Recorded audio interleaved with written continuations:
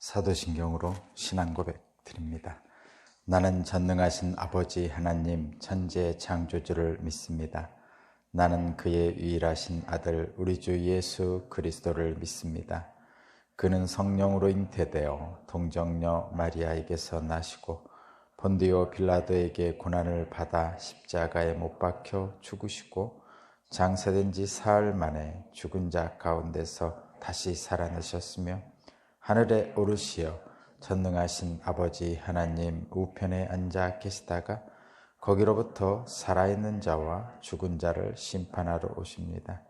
나는 성령을 믿으며 거룩한 공교회와 성도의 교제와 죄를 용서받는 것과 몸의 부활과 영생을 믿습니다.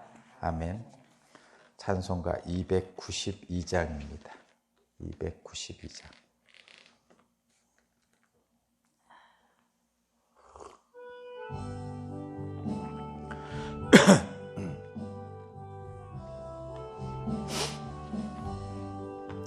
주 없이 살 수 없네 죄인의 구주여 그 귀한 보배 피로 날 구속하소서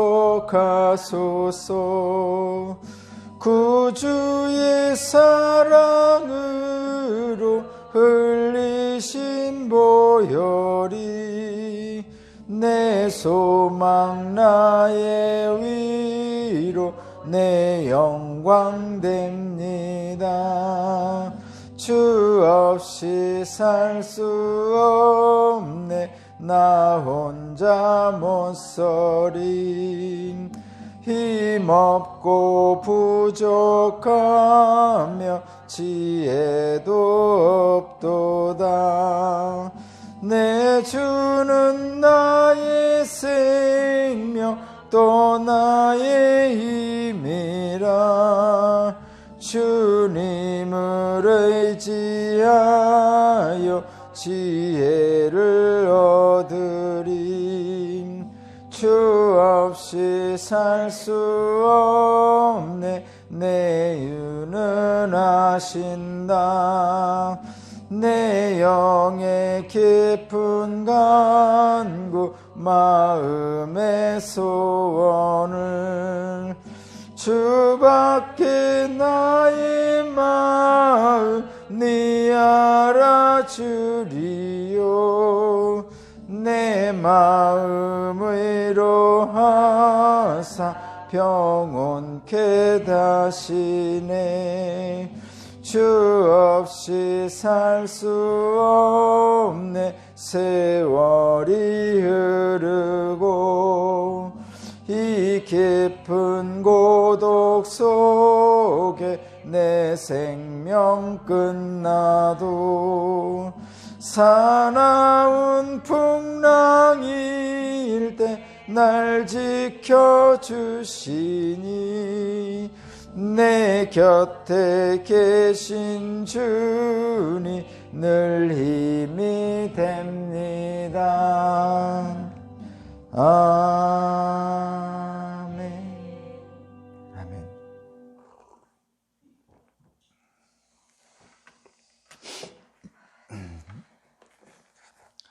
오늘 주신 하나님 말씀은 10장 1절로 출애굽기 10장 1절로 11절입니다.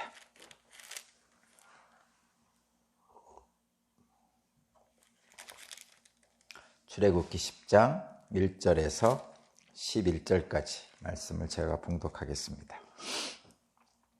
주님께서 모세에게 말씀하셨다. 너는 바로에게 가거라. 그와 그 신하들이 고집을 부리게 한 것은 나다. 이것은 내가 그들이 보는 앞에서 나의 온갖 이적을 보여주려고 그렇게 한 것이다.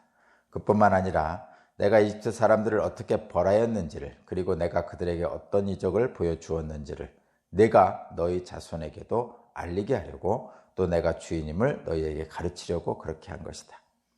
모세와 아론이 바로에게 가서 말하였다. 히브리 사람의 주 하나님이 말씀하셨다. 내가 언제까지 내 앞에서 교만하게 굴려느냐. 나의 백성을 보내서 나를 예배하게 하여라. 내가 나의 백성을 보내기를 거절하면 나는 내일 너희 영토 안으로 메뚜기 떼가 들어가게 할 것이다. 그것들이 땅의 표면을 덮어서 땅이 보이지 않게 될 것이며 우박의 피해를 입지 않고 남아있는 것들을 먹어치우되 들에서 자라는 나무들까지 모두 먹어치울 것이다. 너의 궁궐과 너의 모든 신하의 집과 이집트의 모든 사람의 집이 메뚜기로 가득 찰 것이다. 이것은 너희 아버지와 너희 조상이 이 땅 위에 살기 시작한 때부터 오늘까지 너희가 전혀 못 본 일이다. 그리고 나서 모세는 발길을 돌려 바로에게 나왔다. 바로의 신하들이 바로에게 말하였다. 언제까지 이 사람이 우리를 망하게 하는 함정이 되어야 합니까? 이 사람들을 내보내서 그들의 주 하나님을 예배하게 하심이 좋을 듯합니다. 임금님께서는 아직도 이집트가 망한 것을 모르고 계십니까? 모세와 아론이 다시 바로에게 불려갔다. 바로가 그들에게 말하였다. 너희는 가서 주 너희의 하나님께 예배하여라. 그런데 갈 사람이 누구냐? 모세가 대답하였다. 우리 모두가 주님의 절기를 지켜야 하므로 어린아이와 노인들을 비롯하여 우리의 아들, 딸을 다 데리고 가야 하며 우리의 양과 소도 몰고 가야 합니다. 바로가 그들에게 소통쳤다. 그래, 어디 다 데리고 가봐라. 너희와 함께 있는 너희의 주가 나를 감동시켜서 너희와 너희 아이들을 함께 보내게 할 것 같으냐? 어림도 없다. 너희의 지금 속으로 악한 음모를 꾸미고 있음이 분명하다. 그렇게는 안 된다. 그러면 너희 장정들이나 가서 너희의 주에게 예배를 드려라. 너희가 처음부터 바란 것이 그것이 아니더냐. 이렇게 해서 그들은 바로 앞에서 쫓겨났다.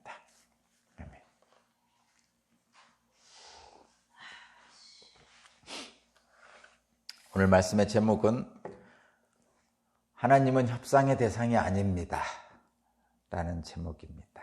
하나님은 협상의 대상이 아닙니다 라는 제목입니다. 오늘은 8번째 장 메뚜기입니다. 오늘 본문은 메뚜기 재앙에 대한 경고를 하고 있습니다. 근데 어제도 잠깐 말씀드렸지만 지금 하나님의 말씀을 가지고 지금 바로가 협상을 하려고 하고 있습니다. 하나님은 협상의 대상이 아니죠. 협상이라는 것은 근본적으로 그런 거죠. 나와 비슷한 사람들, 그러니까 나와 세력이 비슷한, 그러니까 두 세력 간에 이렇게 대립되고 있을 때 이게 협상하는 거죠. negotiation이라고나. 하여튼 이 협상이라는 것은 누군가와 누군가가 이렇게 대립돼 있고 그 세력이 비슷할 때 하는 거죠.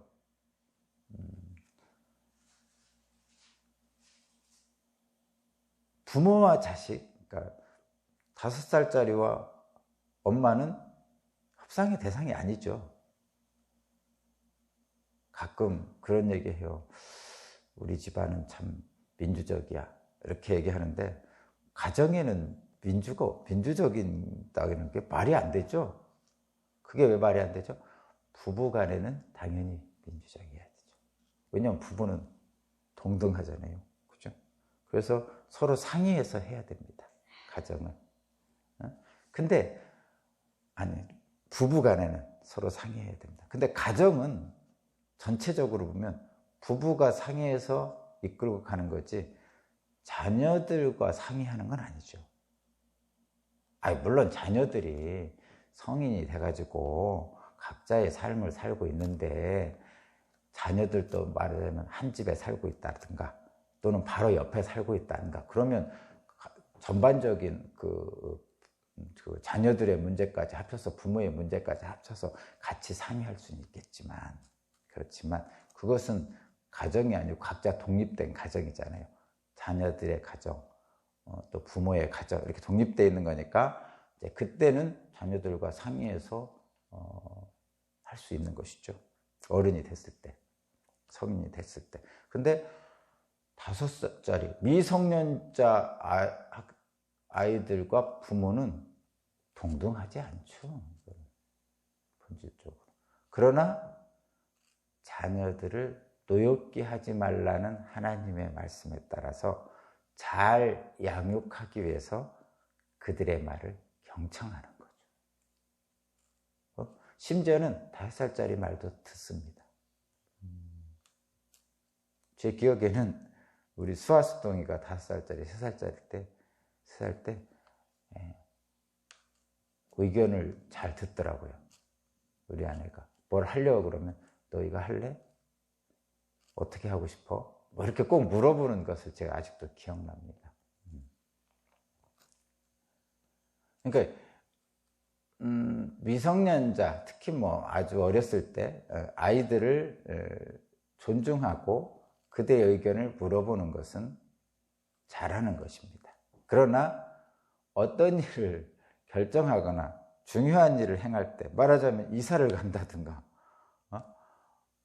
부모가 직업을 바꾼다든가 사업을 새로 한다든가 뭐 이런 일들은 자녀들과 상의하는 게 아니죠. 상의해서 그들의 의견을 들을 수는 있지만, 그러니까 경청할 수 있지만 우리 이렇게 하고 이렇게 할 거야 라고 설명할 수는 있지만 그들이 뭐뭐 하자고 해서 그것을 할 수는 없는 것이죠. 다른 거예요. 그게 왜 다릅니까? 그것은 부모와 자식, 자녀가 동등해지려면 어른이 돼야 되죠. 둘 다 어른인 경우. 그럴 때는 부모 자식이지만 서로 상의를 할 수 있는 거예요. 근데 부모가 위에 있고 자녀가 아래에 있는, 말하자면 미성년 자녀, 부모의 보호 아래에 있는 슬하라고 그러죠. 닭 날개 아래. 슬하에 있을 때는 부모와 자식은 동등하지 않습니다. 어떤 결정권에 있어서 동등하지 않죠. 그들을 존중하고 그들의 말을 경청할 필요는 있지만 동등한 건 아닙니다. 그렇다면 하나님은 더 하시죠. 하나님은 창조주시고 우리는 피조물이죠. 그렇죠? 그런데도 하나님한테 협상을 하려고 하면 안 되죠. 협상은 동등한 지위에 있는 사람들이 하는 겁니다.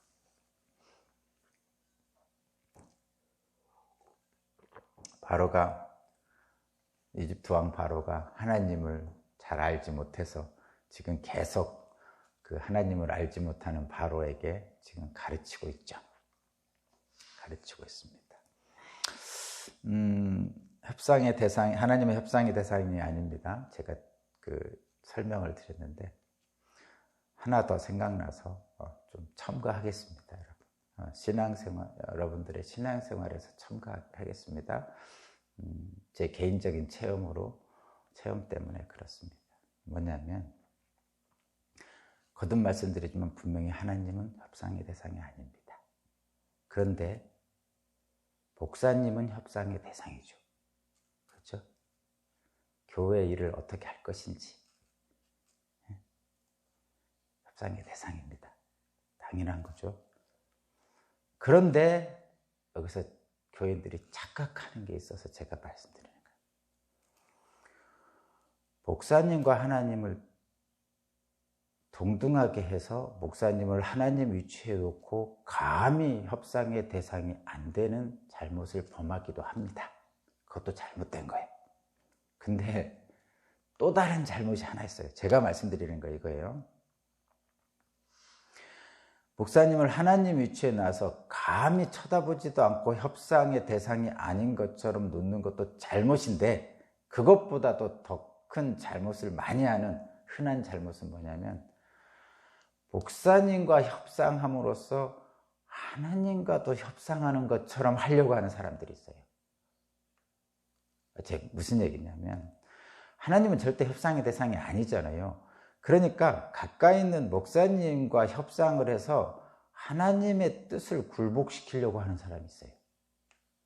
잘 생각해 봐야 돼요. 이거는 분명히 첫 번째 옳지 않은 거, 목사님을 하나님 위치에 놓고선 전혀 목사님은 협상할 수 없는 분이야라고 우상처럼 숭배하는 것 잘못입니다. 첫 번째 잘못입니다. 근데 그것보다도 더 흔하게 잘못하는 두 번째 잘못은 뭐냐면, 목사님을 협상의 대상으로 만들어 놓고 하나님의 말씀까지도 협상하려고 하는 거예요. 그래서 하나님의 말씀을 꺾어버리는 거죠. 그러니까 목사님이 허락하면 하나님의 말씀도 안 지켜도 되는 듯한 생각을 갖는 사람들이 있습니다. 제 말씀이 무슨 말인지 알겠죠? 응? 분명히 말씀드리지만 하나님은 협상의 대상이 아니고 목사님은 협상의 대상이에요. 그걸 분리를 시켜야 됩니다, 여러분.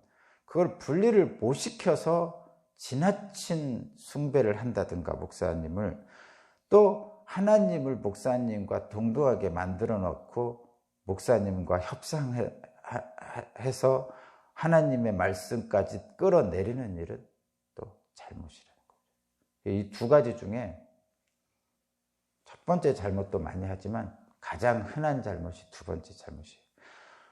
목사님이 허락하면 하나님 말씀도 바뀝니까? 안 바뀝니다, 여러분. 그것을 구분해야 됩니다. 목사님이 주일날 안 나와도 된다고 그래서 그렇다고 해서 주일 성수하라는 하나님 말씀을 안 지켜도 됩니까? 아니죠. 그러니까 여러분들이 그걸 잘 구분해야 돼요. 그러니까 그런 분들이 있단 말이에요. 하나님 말씀이 버거워요. 하나님 말씀이 버겁습니다. 그래서 목사님께 상의했더니 목사님이 좀 그 성도의 마음을 좀 위로해 주려고 알아서 잘하세요.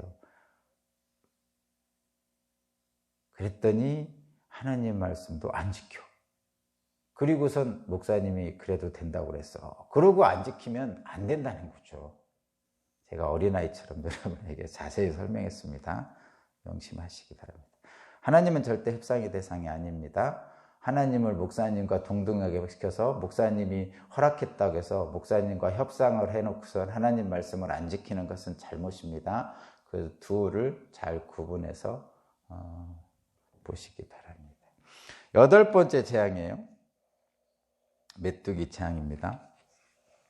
자, 우리 인간은, 사람은 어떤 일이 잘못되잖아요.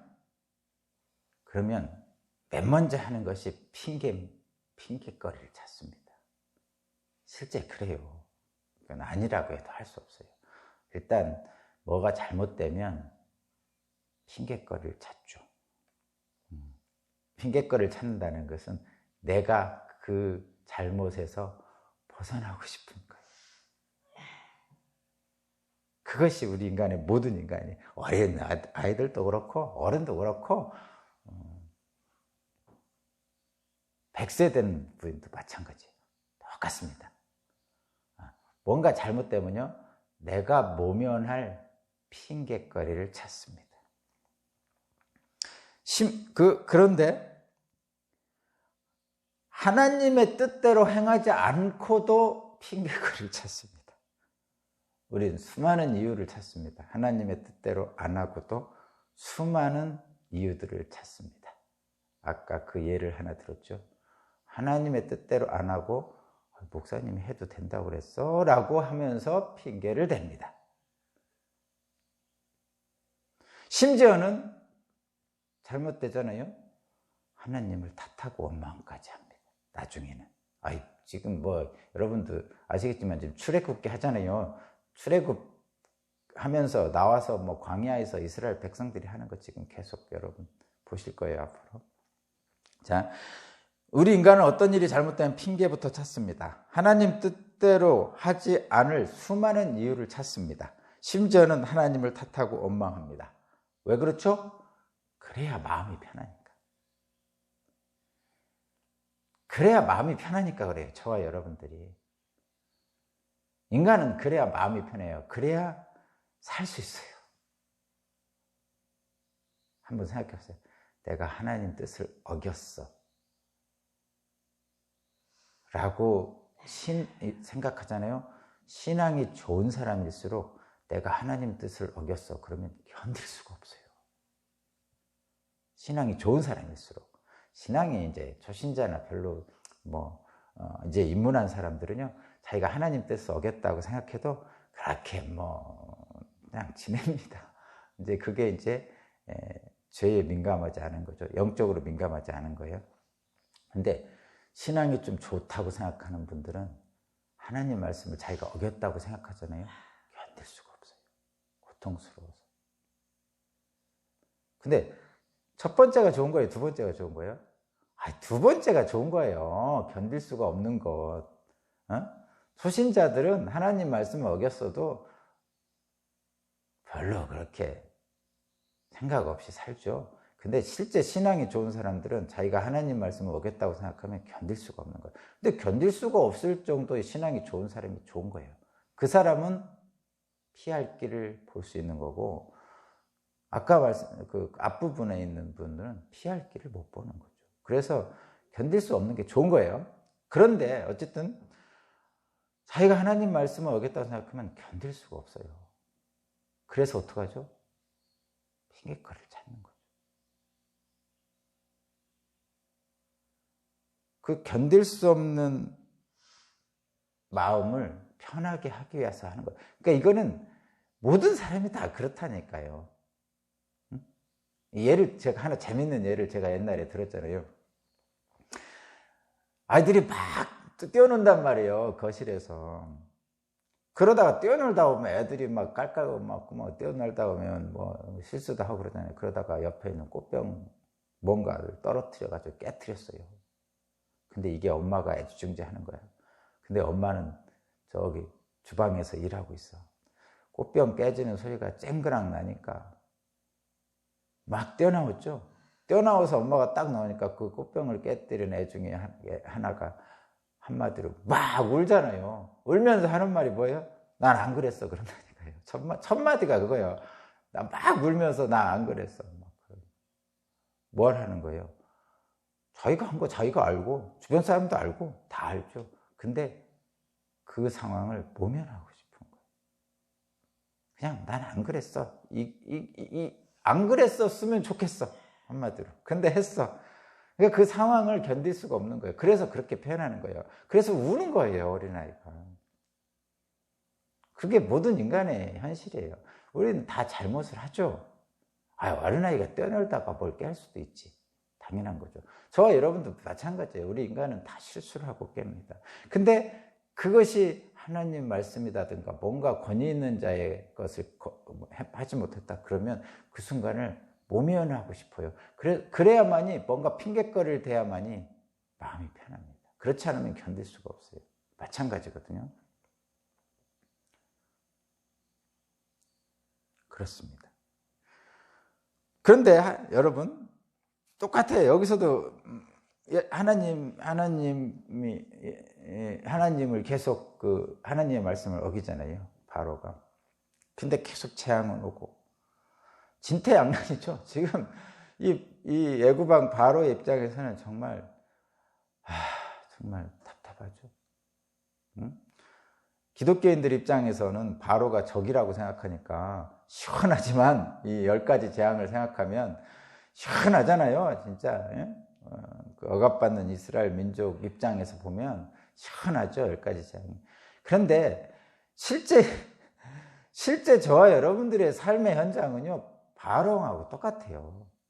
그래서 바로왕 입장에서 한번 생각해 보면요, 이 진짜 답답하고 미칠 지경이에요. 지금 실제로 그렇겠죠, 여러분. 지금 이 자기 마음도 자기가 몰라. 바로는 지금 자기 마음도 자기가 몰라. 그래 왔다 갔다 하잖아요. 당장 눈앞에 닥치는 재앙은 괴롭고 고통스러운데 이 히브리 민족을 보낸다는 것이 이게 쉬운 일이 아니에요. 왜냐하면 그들을 통해서 얻어지는 이익이 얼마나 큰데. 응? 그러니까 어떻게 해야 되나 뭐 왔다 갔다 합니다. 당장 닥치는 고통을 피하려면 보내야 되겠는데 보내자니 이거 참 앞으로 살 일이 막막하고 뭐 그런 거죠. 그 왔다 갔다 하는 거. 그러니까 10번이나 왔다 갔다, 사실 12번 왔다 갔다 했잖아요. 지금 왔다 갔다 하죠. 근데 점점 더 재앙의 횟수가 더해질수록 하나님에 대해서 알게 되는 거죠. 지금 오늘 본문에서도 계속 말하지만 하나님이 하나님 되심을 알게 하려고 지금 하나님이 계속 재앙을 하나씩 하고 계신 거죠. 바로는 점점 알게 됩니다. 근데 여러분도 알고 싶다시피 끝까지 바로는 마음을 못 바꿔요. 하나님을 알기는 아는데 하나님 뜻대로 행하지 않는 거죠. 결국은 멸망이죠. 그건. 그래서 하나님이 말씀하시는 거죠. 3절입니다. 3절 중간에 내가 언제까지 내 앞에서 교만하게 굴려느냐, 내가 언제까지 내 앞에서 교만하게 굴려느냐 하고 하나님이 바로를 책망하시죠.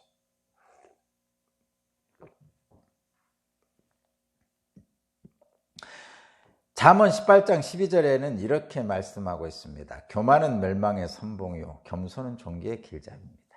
이렇게 설명하고 있어요. 그러자 이렇게 하나님이 내가 언제까지 내 앞에서 교만하게 굴려느냐, 이건 더 이상 제가 설명 안 하겠습니다. 교만은 엄청나게 해서 아니 설명해서. 그래서 하나님께 주님께서 우박을 내려서 아직 남아있는 것들을 다 없애겠다고 그러십니다. 거기 5절에 보면 그것들이 땅의 표면을 덮어서 땅에 보이지 않게 될 것이며 우박의 피해를 입지 않고 남아있는 것들을 먹어치우되 들에서 자라는 나무들까지 모두 먹어치울 것이다. 그러니까 그 앞부분에 9절에 32절에서 밀과 쌀벌이 남아있다고 그랬잖아요. 아직 그 우박의 피해를 입지 않았다고 그랬잖아요. 근데 그것들까지도 다 없어질 것이다 이렇게 말씀하시는 거죠. 그랬더니 바로 왕과 그의 신하들이 있는데 그의 신하들이 먼저 바꾸죠.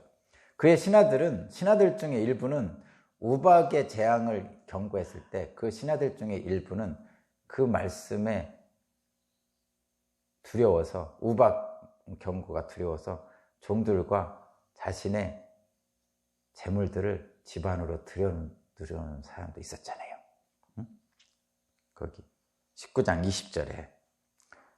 20절에 바로의 신하들 가운데 주님의 말씀을 두려워한 사람들은 자기 종들과 집짐승을 집 안으로 피하게 하였죠. 그래서 이 사람들은 면했잖아요. 이런 경험을 했단 말이에요, 지금. 그러니까 바로의 신하들이 이제 말하는 거예요. 7절입니다. 7절. 바로의 신하들이 이렇게 얘기합니다. 언제까지 이 사람이 우리를 망하게 하는 함정이 되어야 합니까? 그들을 그냥 보내주는 게 어떻습니까? 이런 의견이 바로의 신하들로부터 나오기 시작합니다. 그런데 여전히 바로는 고집을 부리죠.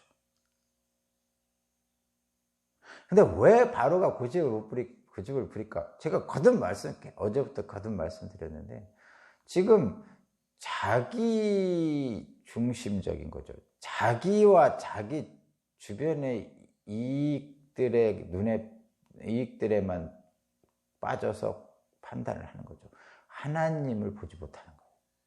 그러니까 제가 거듭 말씀드리지만 이 바로는 어떻게 판단을 하고 있냐면 어떻게 하면 이익을 더 많이 볼까? 어떻게 하면 손해를 덜 볼까? 이런 판단 기준으로 하는 거예요. 당연하죠. 세상에 합리적 기준이잖아요. 이익을 내는 것 중에 가장 큰 이익을 내고 싶고 손해를 본다면 손해를 보는 것 중에 가장 적은 손해를 보고 싶은 것이 합리적인 판단이에요. 인간의 판단은. 그런 거예요. 그래서 바로는 뭐를 보냐면 손해와 이익 쪽에서 판단하는데 지금은 손해 두 개를 놓고 판단하는 거예요. 뭐예요? 첫 번째 손해, 하나님의 재앙. 두 번째, 10가지 재앙. 두 번째, 이스라엘 민족을 내보내는 거. 둘 다 손해거든요. 어느 것이 덜 손해인 건가를 지금 계속 생각하고 있는 거예요. 근데 이것은 누구 중심 생각이에요? 인간 중심 생각이죠. 자기 이익에 따라서 하는 거예요. 자기 손해가 적은 쪽으로 판단하는 거죠. 그러면 지금 이 전체적인 말씀은 뭐가 진행되고 있는 거예요? 하나님의 목적에 따라서 하나님이 진행되고 있는 거죠. 그러면 하나님이 진행하는 이 일들을 해결하려면 어떻게 해야 돼요? 하나님을 봐야 되는 거죠. 이익이냐 손해냐를 보는 것이 아니고 하나님을 봐야 돼요. 그러니까 재앙 자체를 보는 게 아니라 재앙을 행하는 하나님을 봐야 되는 거예요. 근데 저와 여러분도 마찬가지로 이 바로하고 똑같이 합니다. 하나님을 보지 못하고 그냥 내 눈앞에 있는 이해관계만 보게 되죠. 바로하고 다르지 않다니까요. 좋아요. 그러니까 나와 내 주변에만 마음이 뺏기면 하나님을 보지 못하기 때문에 결과적으로는 벗어나지 못합니다. 내게 고정된 시선을 하나님께로 돌리는 것이 최고입니다.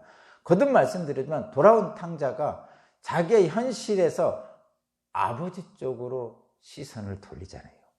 그러면 바뀐다니까요. 그게 최선의 결정. 신하들이 이제는 보내자고 합니다. 어느 때까지 이 사람이 우리를 망하게 하는 함정이 돼야 되겠습니까? 그냥 보내십시다. 이렇게 바로에게 말하죠. 그랬더니 이 애굽왕 바로가 드디어 신하들의 말을 한번 들어봅니다. 그러면서 모세에게 물어봅니다. 뭐라고 물어보죠? 8절에 마지막, 그래 너희 하나님께 가서 예배드려라. 그런데 갈 사람 누구냐? 이렇게 물어보는 거죠. 자, 여기에서 이게 협상가들, 트럼프가 협상을 잘한다고 그러는데 협상가들의 특징이 여기서 딱 보입니다. 이게 뭐죠? 보낼 사람은 보내고 안 보낼 사람은 안 보내겠다는 거죠. 근데 여기서 갈 사람이 누구냐라고 이렇게 하는 것은 결국은 무슨 뜻이에요? 안 보내고 싶은 거죠. 안 보내고 싶은 거예요. 그거하고 똑같아요, 여러분. 그 사마리아인 비유에서 어떤 사람이 와가지고 그 전에 누가 내 이웃입니까? 이렇게 물어봤잖아요. 그 얘기는 뭐예요?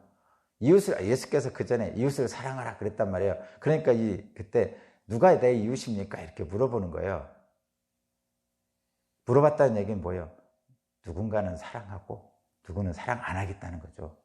그러니까 예수께서 내 이웃을 내 몸같이 사랑하라 그랬더니 이 사람이 누가 내 이웃입니까? 이렇게 물어본다는 얘기는 뭐냐면 내 이웃이라고 생각하는 사람은 사랑할 것이고 내 이웃이 아닌 사람은 사랑 안 하겠습니다. 이렇게 구별을 하겠다는 거예요. 이 사람 마음에는. 그러니까 사랑 안 할 수도 있다는 거예요. 마음속에는. 그래서 예수님이 뭐라고 하죠? 야, 네가 사랑하고 사랑 안 할 사람을 구분하지 말고 네가 가서 그 사람의 이웃이 되어주어. 이렇게 얘기하죠. 마지막에 사마리아인 비유의 마지막 결론이 그겁니다. 이웃을 구분하지 말고 그냥 네가 가서 그 사람의 이웃이 되어줘. 이 표현이에요. 마찬가지예요. 여기서도 갈 사람이 누구냐라고 물어보는 거예요. 그렇다는 얘기는 뭐냐? 안 보내겠다는 뜻입니다. 이건 그 마음에. 그러니까 바로의 마음속에는 협상을 하러 들어가는 사람들의 모든 협상하러 들어가는 사람의 특징일 거예요. 사업가들, 국가적 정상회담 다 마찬가지예요. 그 속에 자기의 목적이 다 있죠. 그리고 그것을 가지고 거래를 하는 거죠. 협상을 하는 거예요. 그러면 자기에게 가장 큰 이득이 되는 쪽으로 하는 겁니다. 갈 사람이 누구냐고 물어보는 건 안 보내겠다는 뜻입니다. 안 보내고 싶은 거예요. 모세가 대답하죠. 그 모세는 다 알죠. 그래서 하나님이 하시는 대로 합니다. 뭐라요? 우리 다 가야 됩니다. 아이들과 노인들 9절입니다. 아들, 딸, 심지어는 양과 소도 몰고 가야 됩니다. 양과 소는 왜 몰고 간다고 그러죠? 제물을 드려야 되니까 그렇게 얘기하는 거예요. 제사를 지내러 가니까. 그랬더니 바로가 난리 났죠. 10절입니다. 호통을 쳤다고 그럽니다. 니들 말이 할 테면 해봐. 막 그러는 거죠, 지금. 내가 너희들 보낼 것 같으냐? 이 악한 것들아, 니들이 지금 나를 가지고 장난하냐? 뭐 하면서 음모를 꾸미고 있구나. 막 하면서 얘기하는 거죠. 바로 입장에서는 당연하죠. 보내고 싶지 않은데. 다 보내달라고 그러는 거예요. 그래서 바로는 제안도 했잖아요. 협상안을 꺼냈어요. 갈 사람이 누구야? 갈 만한 사람만 가. 그랬더니 다 가야 된다고, 재물도 다 가져간다고 그러네요. 그러니까 이 바로가 자기를 업신여긴다고 생각하는 거죠. 자기의 목적을, 협상 카드를 안 받아주는 거예요. 열받았죠. 뭐 우리들은 안 그렇습니까? 협상할 때 다 마찬가지죠. 그러면서 마지막에 그렇게 하죠. 마지막 협상 카드. 아니, 협상 카드가 아니라 협상 결렬시킬 때 이렇게 하죠. 11절. 가려면 너희 장정들이나 가라. 그럽니다. 가려면 너희 장정들만 가라는 얘기는 부모도 자식도 다 떼놓고 가라는 얘기죠. 말도 안 되는 얘기죠.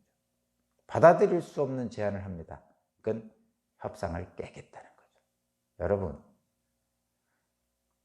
협상을 깨는 방법은 딱 하나예요. 상대방이 받아들일 수 없는 제안을 하면 됩니다. 마귀가 시험을 하잖아요. 시험의 방식이 그거예요. 마귀가 제안하고 보통 예수님이 거부하고 거절하고 또는 인간들은 거기에 받아들이고 그러면 시험에 빠지고 뭐 이런 거예요. 제안과 거부, 제안과 수용, 요 차이입니다. 시험이라는 것은. 그럴 때 역으로 거부할 수 없는 제안을 하는 거예요. 마귀한테. 뭐라고 하죠? 나는 오직 하나님만 섬길 것이야. 이렇게 마지막 세 번째 그 시험에서 예수께서 했잖아요. 그 마귀는 그거를 받아들일 수가 없잖아요. 그래서 마귀가 떠나간 거죠. 협상, 이쪽에 그런 거예요. 지금 거부할 수 없는 제안을, 받아들일 수 없는 제안을 해가서 협상을 깬 겁니다, 지금.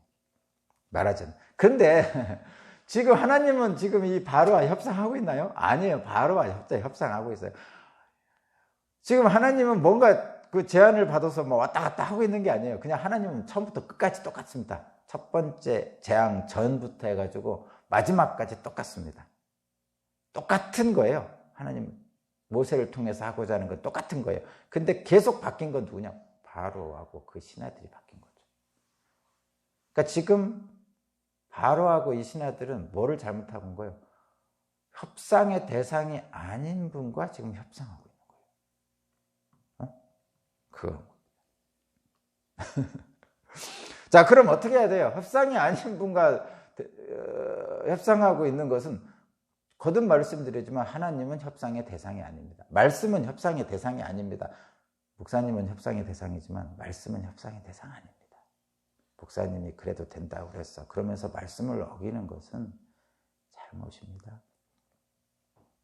해결책은 협상이 아니에요. 해결책은 거래가 아닙니다. 순종이죠. 순종밖에 없어요, 진짜. 10가지 재앙 다 끝나고 마지막까지 순종만 했으면 아무것도 일어나지 않았겠죠.